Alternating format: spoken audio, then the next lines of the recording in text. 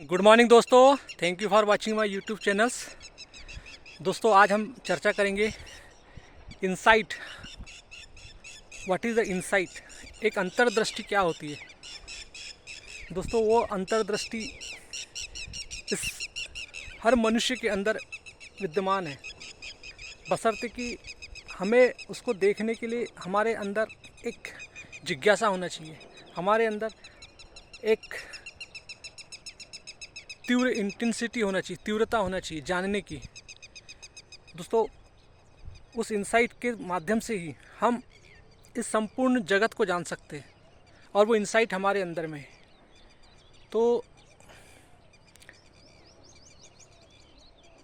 वो इंसाइट ही हमारे अंदर बैठ के हमें प्रकाश देती है, ताकि हम उस इंसाइट के माध्यम से इस संसार को जान सके, स्वयं को जान सके कि मैं कौन हूँ और मैं जिस इस भौतिक शरीर में जो बैठा हूँ, यानी जो मेरा जो साइड बॉडी स्ट्रक्चर जो है, जो भौतिक पदार्थों से मिलकर बना हुआ है, पंच महाभूतों से मिलकर बना हुआ है।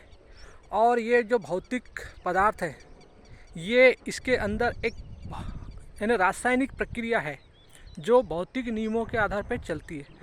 तो दोस्तों हमारा जो शरीर है ये पंच तत्वों से मिलकर बना हुआ है और इसको फिजिकली मैटर भी बोलते हैं। और ये इसके अंदर हमारे अंदर ही एक रासायनिक प्रक्रिया होती है और रासायनिक एलिमेंट्स होते हैं, जिसके आधार पे हमारे सारे विचार भावनाएं सब अभिव्यक्त होते हैं।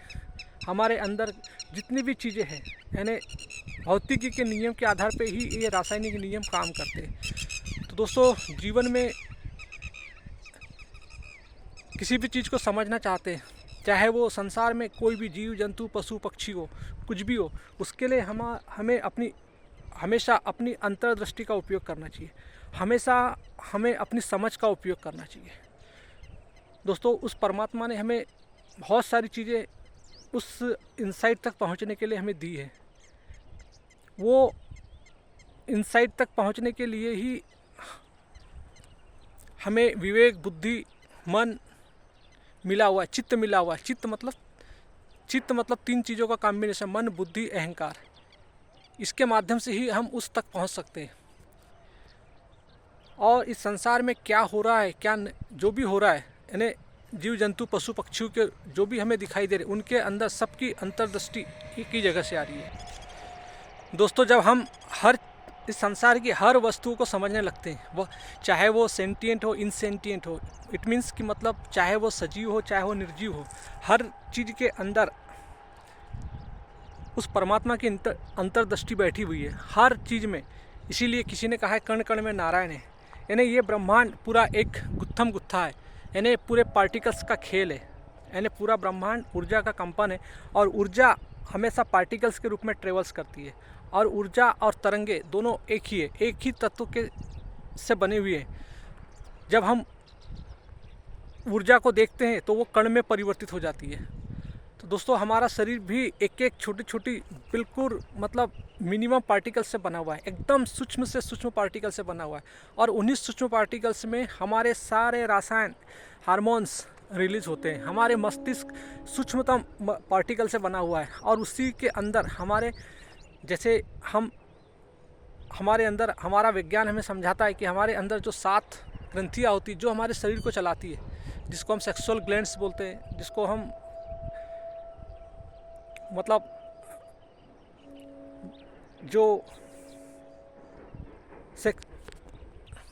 जिसको हम सेक्सुअल ग्लैंड्स बोलते हैं, पेंक्रेटिस ग्लैंड बोलते हैं, और एड्रेनल ग्लैंड्स बोलते हैं, थाइमस ग्लैंड, थायराइड ग्लैंड, और जिसको हम पिट्यूटरी ग्लैंड बोलते हैं। इस प्रकार से ये जो हमारे अंदर जो 7 ग्रंथियाँ होती है, यही हमारे अंदर सभी प्रकार के जो हार्मोन्स को रिलीज करती है, चाहे वो हमारे खुशी के हार्मोन्स हो, चाहे हमारे चिंता के हार्मोन्स हो, एंजाइटी डिप्रेशन के हार्मोन्स हो, या हमारे हर प्रकार के हार्मोन्स हमारे अंदर ही हमारे मस्तिष्क से रिलीज होते हैं, जिसको हम एक एंडोक्राइन सिस्टम बोलते हैं। तो हमारे अंदर हर चीज़ जो है वो एक पदार्थ के रूप में, यानी पार्टिकल्स के रूप में है, यानी हमारे विचार, हमारी भावनाएं, ये सब केमिकल्स है, सब पदार्थ है, और ये निरंतर बदलते रहते हैं।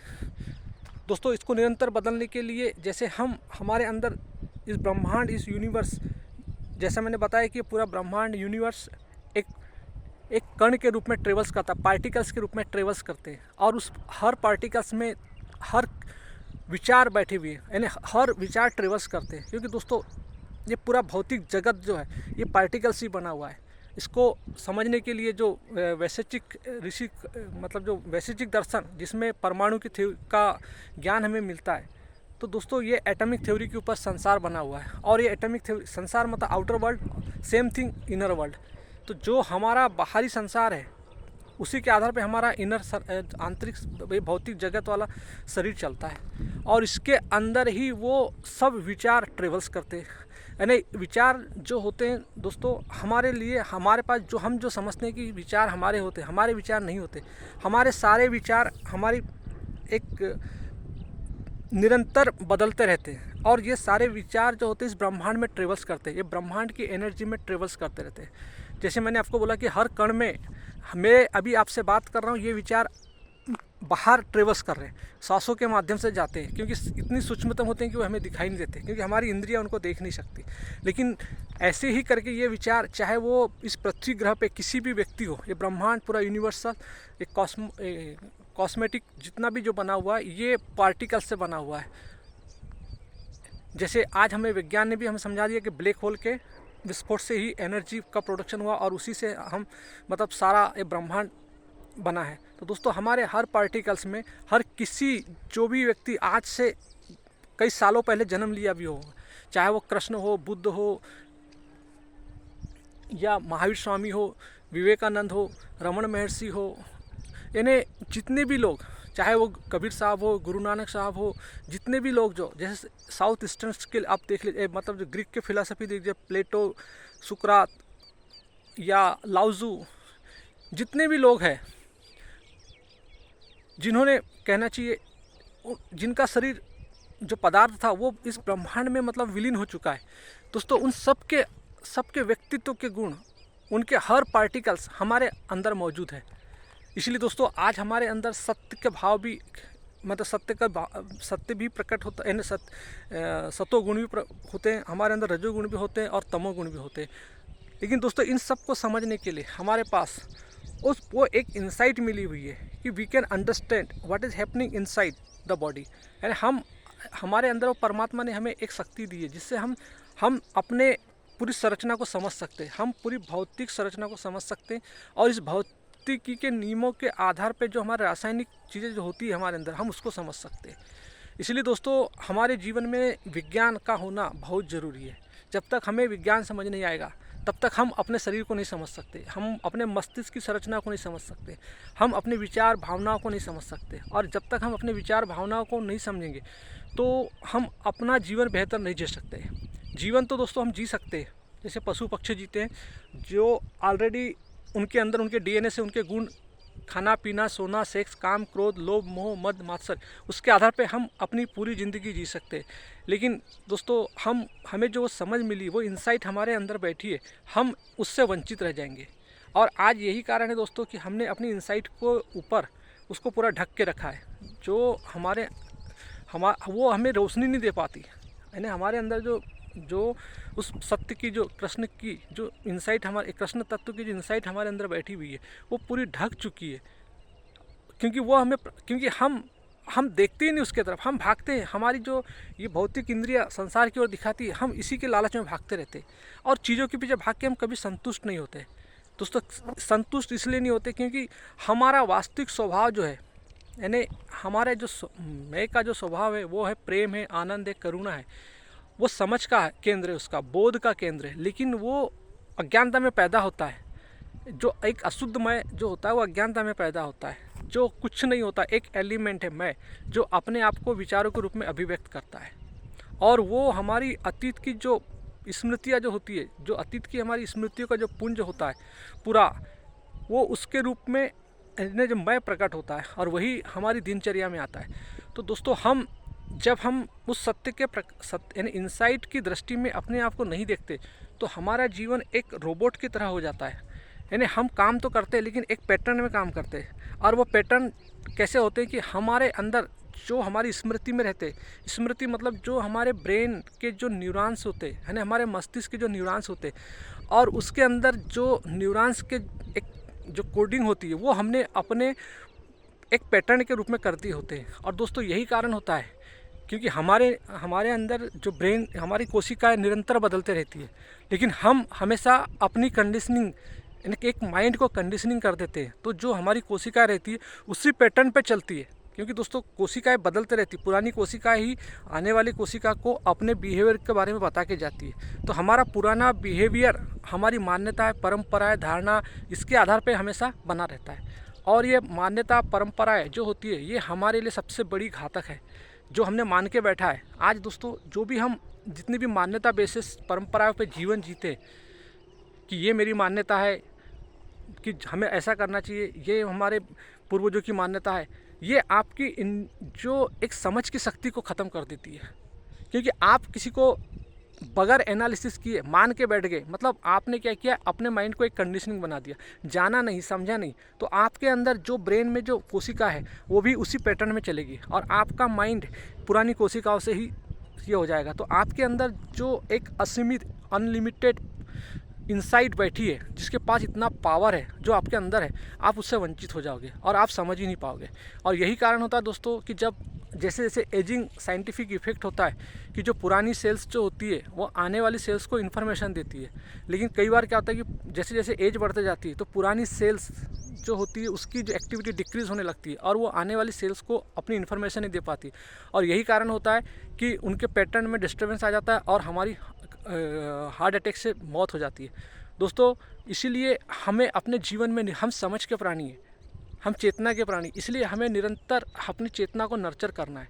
नर्चर करना है मतलब जानना है कि क्या हो रहा है, हमें मानना नहीं है। निरंतर हमारा ब्रेन, हमारा मस्तिष्क जो है, यानी चेतना जो है वो, हम चेतना के प्राणी, और चेतना हमेशा ज्ञान मतलब समझ के, जान के, उसका जानना ही उसका स्वभाव होता है, समझना ही उसका स्वभाव होता है। और हम किसी चीज़ को कंडीशनिंग बन के एक रोबोटिक पैटर्न में जीते।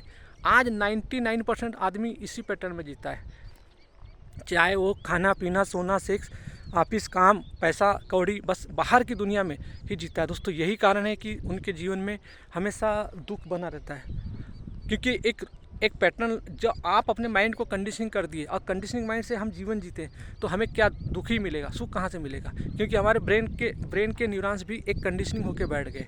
इसीलिए दोस्तों जब ऐसे आदमी को, जब चाहे वो कितना भी एजुकेटेड होगा और उस आदमी ने अपने आप को एक पैटर्न में ढाल दिया है, तो उसके बाद उसकी इंटेलिजेंसी वहाँ स्टॉप हो जाती है, उसके अंदर के न्यूरॉन्स की एक्टिविटी डिक्रीज होने लगती है। दोस्तों फिर उसको रिवायरिंग करना बड़ा डिफ़िकल्ट हो जाता है। इसलिए आपने देखा होगा कि जो व्यक्ति टॉपर भी रहता है और जो व्यक्ति अच्छी पोस्ट में भी चले जाता है, लेकिन जब वो अपनी आफ्टर मैरिज जो लाइफ जीता है और उसके अंदर जो डिज़ायर इतनी पैदा हो जाती है, सामाजिक प्रेशर इतना हो जाता है, पारिवारिक प्रेशर इतना हो जाता है कि वो एक पैटर्न, रोबोटिक पैटर्न में लाइफ को जीने लगता है और वहीं जाके वो अपने आप को सरेंडर कर देता है, एक कंडीशनिंग हो जाता है। तो और उसी के बाद दोस्तों वो जब फिर चीज़ों को समझना चाहता है तो उसके अंदर के जो ब्रेन के जो न्यूरॉन्स है उसमें रिवायरिंग होना बड़ा डिफ़िकल्ट हो जाता है।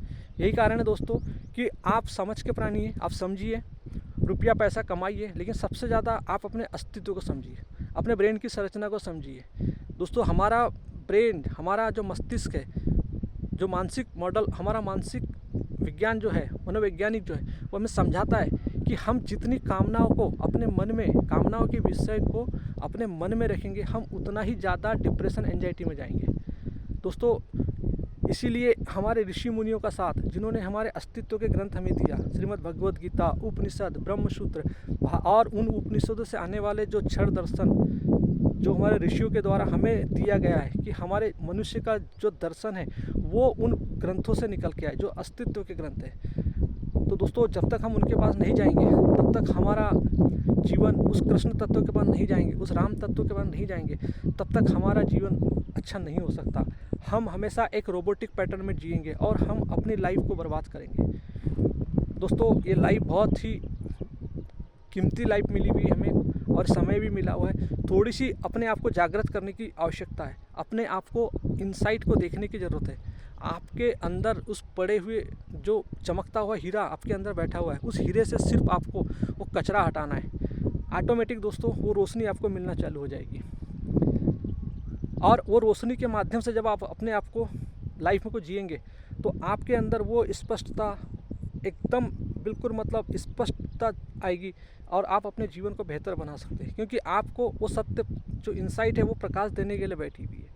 लेकिन दोस्तों हमने ही उसके प्रकाश को आने के लिए ढक चुका है इन द सेंस कि हमने अपनी अज्ञानतावश अपनी कामनाओं की जो परतें हैं उसके ऊपर ढाक दी है और वो हीरा छुप चुका है दोस्तों। और हम उसी हीरे को ढूंढने के लिए इस दर्द संसार में भागते रहते हैं। जैसे पानी में मीन प्यासी मोहे सुन सुन आवे हंसी, आत्मज्ञान बिना नर भटके कोई मथुरा कोई काशी, जैसे मृग नाभि कस्तूरी फिरत बन बन उदासी, पानी में मीन प्यासी मोहे सुन सुन आवे हंसी।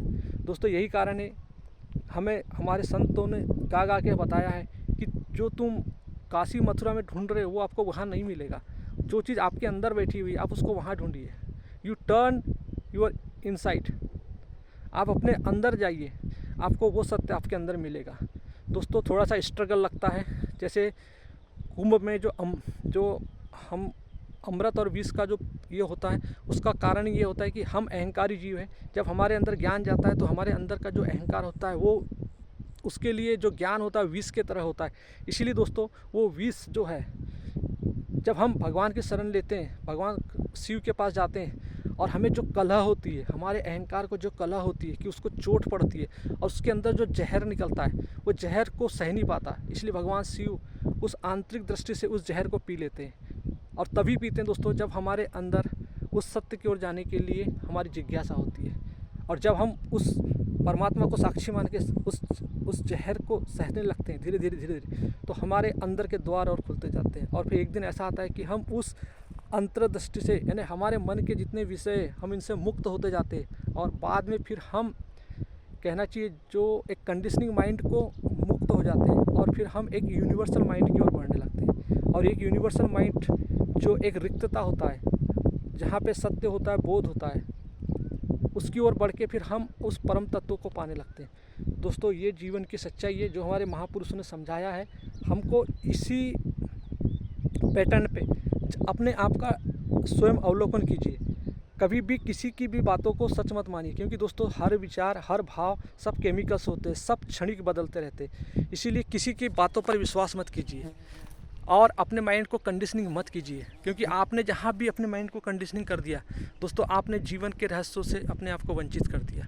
आपका माइंड कंडीशनिंग होने के लिए नहीं है, आपके पास अपार शक्ति है, क्योंकि आपके अंदर जो श्वासें आती है दोस्तों, ये पूरे एंटायर ब्रह्मांड से आपके अंदर जो श्वास आती है और सारी शक्तियाँ इस ब्रह्मांड में मौजूद है। चाहे वो बुद्ध की शक्ति हो, चाहे वो कृष्ण की शक्ति हो, चाहे वो राम की शक्ति हो, चाहे विवेकानंद की शक्ति हो, रमन महर्षि की शक्ति हो, कबीर साहब की हो, गुरु नानक की हो, जितने भी लोग जो है सबकी शक्ति, चाहे वो प्लेटो हो, सुकरात हो, चाहे वो जीसस हो, यानी हर किसी की शक्ति इस ब्रह्मांड में ट्रेवलिंग कर रही है दोस्तों। वो कभी उसका अंत नहीं है, वो समझ सबके अंदर है और वो धीरे धीरे हमारे अंदर आ जाती है जब हम when we connect in this universe through the श्वास, ब्रेथ।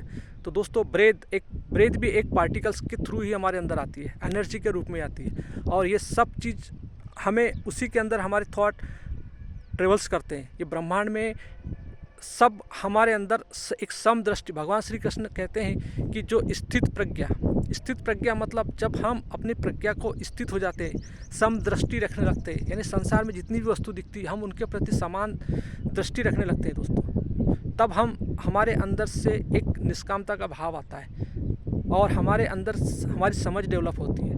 और दोस्तों जब हम अपनी दृष्टि में जब विषम बुद्धि में जीते हैं, हम भेद करते हैं, यानी अपने आप में ही भेद करते हैं, तब मैं और मेरा का भेद, दृश्य और दृष्टा का भेद, विचार और विचारक का भेद, ये हमारे दुखों का मूल बंधन होता है। तो दोस्तों अपने जीवन में कृष्ण को अपनाइए।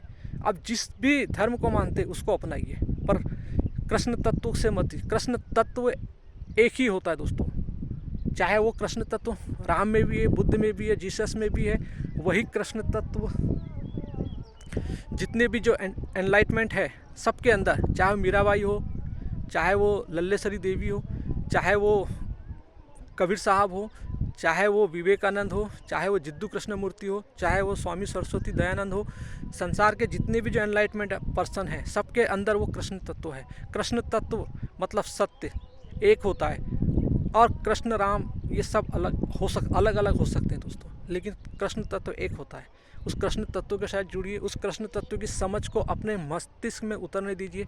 आपके मस्तिष्क के हर न्यूरॉन्स उस कृष्ण तत्व से पूरी उस छा जाए, तब आप देखिएगा कि आपके अंदर एक ऐसा इंसाइट पैदा होगी जो आपको सिर्फ आप अपने अंदर जो होने वाली जो हर केमिकल और हर भौतिक प्रक्रिया को आप समझ पाएंगे, और इस ब्रह्मांड की जो हर जीव जंतु पशु पक्षी में जो होने वाली भौतिक और रासायनिक प्रक्रिया है उनको समझ पाएंगे।